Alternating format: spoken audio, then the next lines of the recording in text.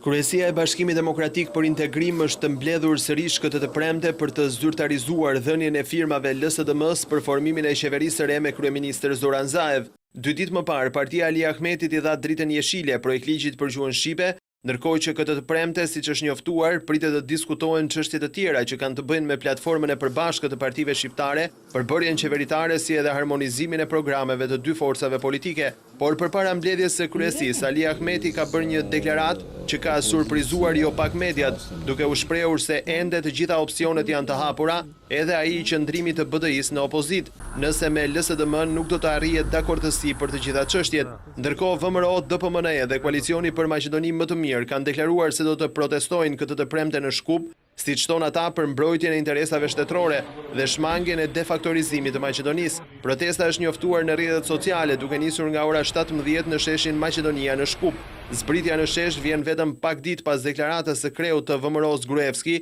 se do të luftojë deri në fund për mbrojtjen e interesave shtetërore dhe pas lajmit për arritjen e një marrëveshje për qeverinë mes BDI-s dhe LSDM-s.